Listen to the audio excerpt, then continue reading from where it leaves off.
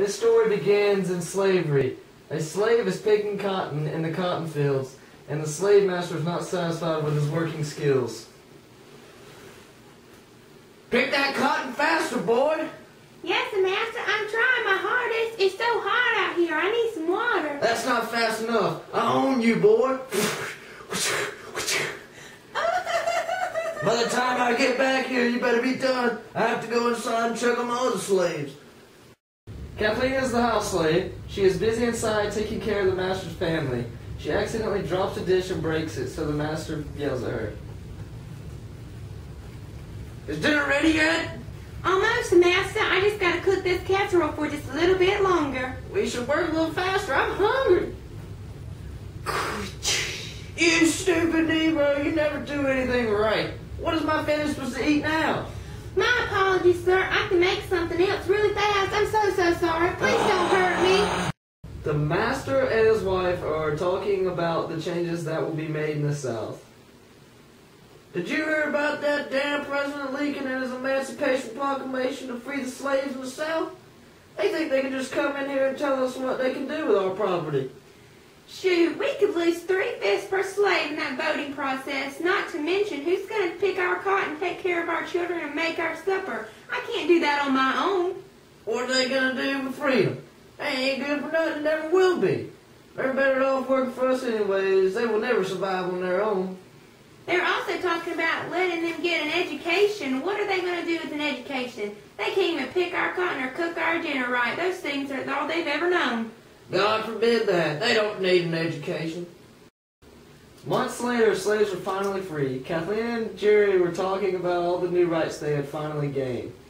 Isn't it great that slaves are finally free? All these new amendments that help us slaves, like the 13th, it completely abolishes slavery. Then the 14th gave us citizenship, and the 15th allows you guys to vote. Maybe there is hope for us women one day.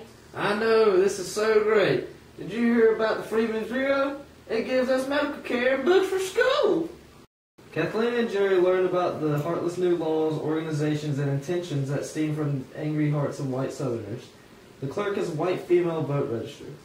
I'm so excited about getting to go vote for the first time, thanks to the 15th Amendment.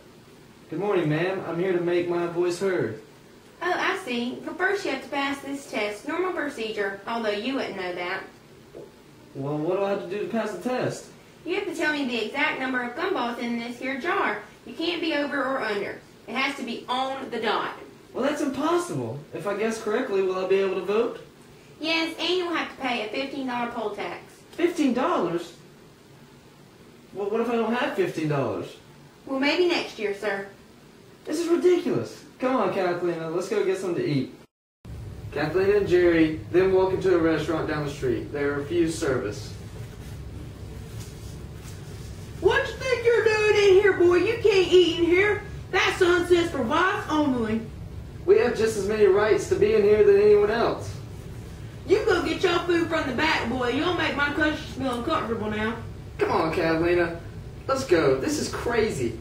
How can we claim to live in a world of equality but forced to succumb to senseless principles of separate but equal? Oh, you heard about that Plessy vs. Ferguson case too, Jerry?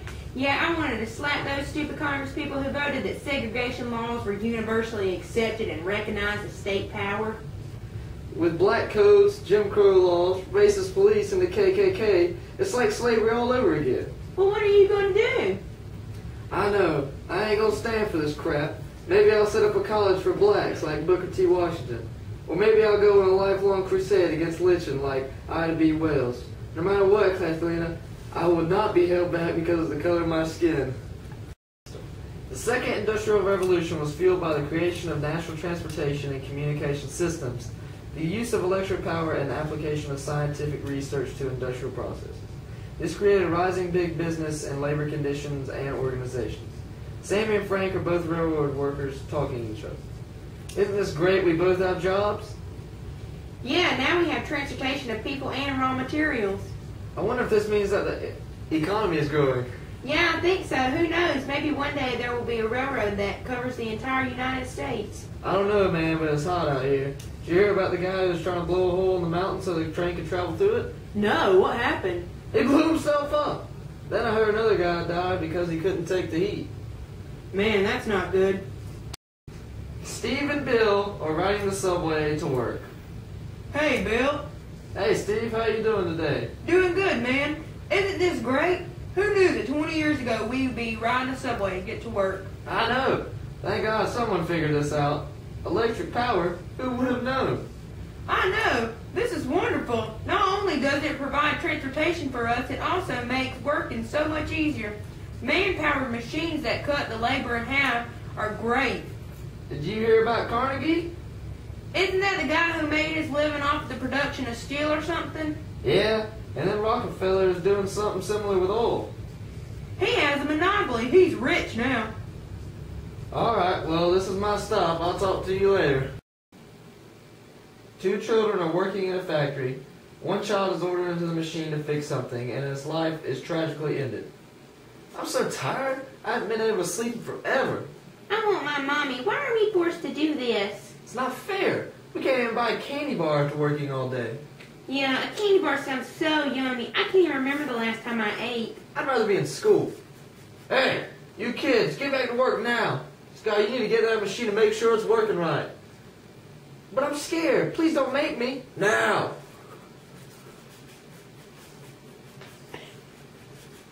Oh no! Oh no! Oh no! Oh no! Great! Now my machine is definitely broken. America's population grew tremendously. This created new immigration, mass entertainment, and rights for women. Hey, what's your name? Hey, my name's Jimmy. Yours? Ron. Ron for short. Where are you on your way to? I'm moving my family to the city. I heard there are a lot of new job opportunities and great things happening there. Me too. I'm just worried because I heard some people are homeless because the population is growing so rapidly. Yeah, I heard the same, but I also hear there are a lot of new advances people are starting to build up, like apartments and things like that to help growth accommodation. Awesome! I can't wait! I know, me either. I see nothing but great things for the future. Everything is becoming so advanced. I completely agree. Many years later, Ronald and Jimmy happened to run each other again. Wow, man, is that really you? It's been forever. How are you? Not as great as I thought I'd be when we first met. The city is so filthy and crowded now. I know. It's devastating. My wife is at home sick because it's so filthy. We're afraid to let the children go out and play. We fear that they will get sick or even die from diseases like typhoid fever. I agree. When I first arrived, I was so excited. There were all those nice new electric lights, streetcar shops, telephones, and all kind of other entertainment. I guess everyone got wrapped up in it too. Yeah, I think that's what happened. I heard there are a bunch of reformers who are trying to make improvements and clean up campaigns. Good. Someone needs to do something before everyone gets sick. That's true. While eating in a diner, a husband and wife talk about the problems with immigration. Can you believe all these foreigners coming onto our land? No, it's crazy. There's hardly any room for us here, and all they want to do is come over and crowd everything even more. Yeah, and not to mention all the jobs they're taking from us. They work for hardly anything, so now business owners are choosing them over Americans to save money. Most of them can't even speak English, so I'm sure they can't write. They're just a waste of space. I agree. Also, I heard that criminals are trying to escape and come over here and start their life over. What is this world coming to? How are we supposed to let our kids go out and play when there are crazy people all around? I don't know, Betty. I just hope the government does something about it. It's just not right. Some other women are saying something about the government putting restrictions on it. I sure hope so. Who knows what will happen if they don't do something about it. Two women are talking at a local protest. One is an older woman and one is younger. I'm so glad you could come out here today.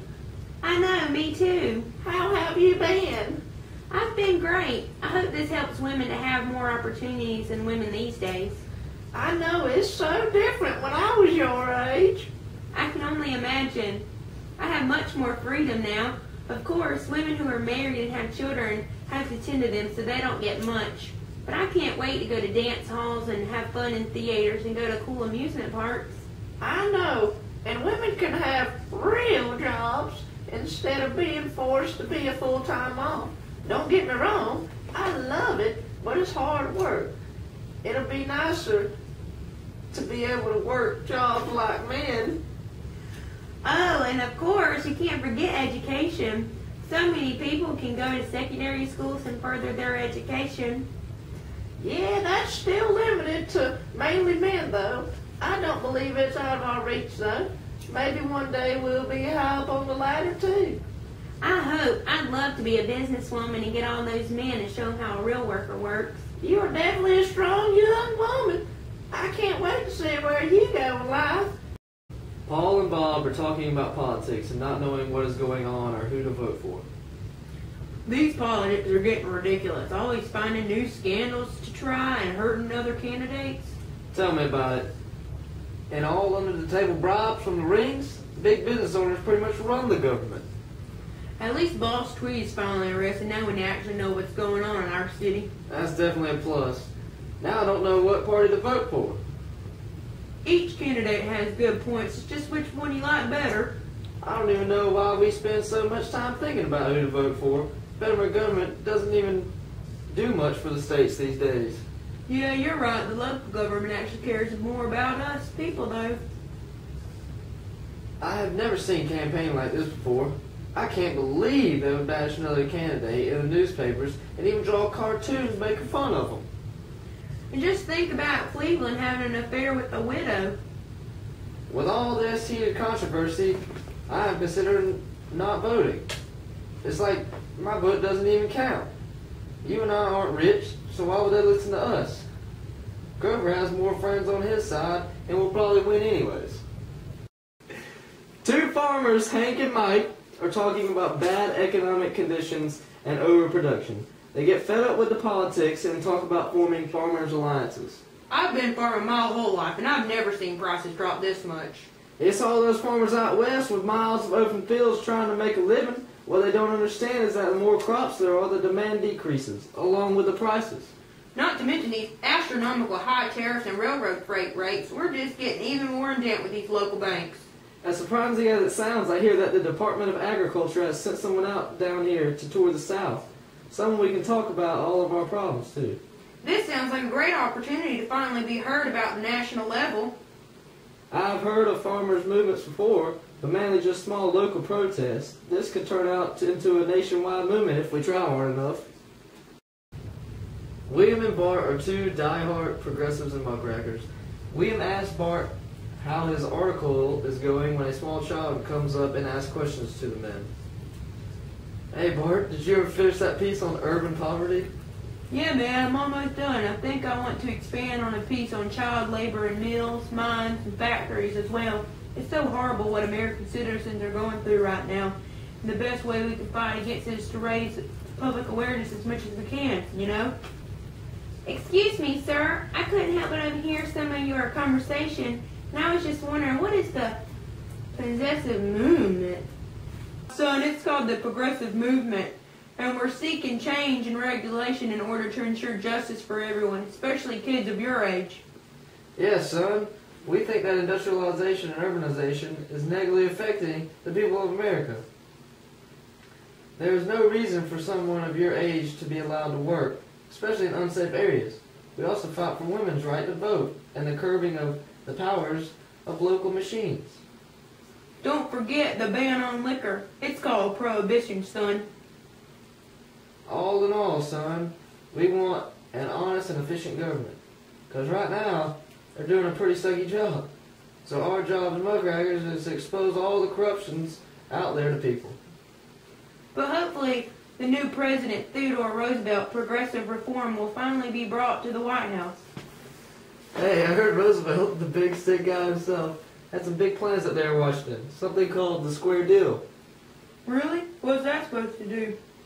Yeah, man, it's supposed to encourage antitrust laws and have stricter control over big businesses. What do you know what I like best about Roosevelt? What?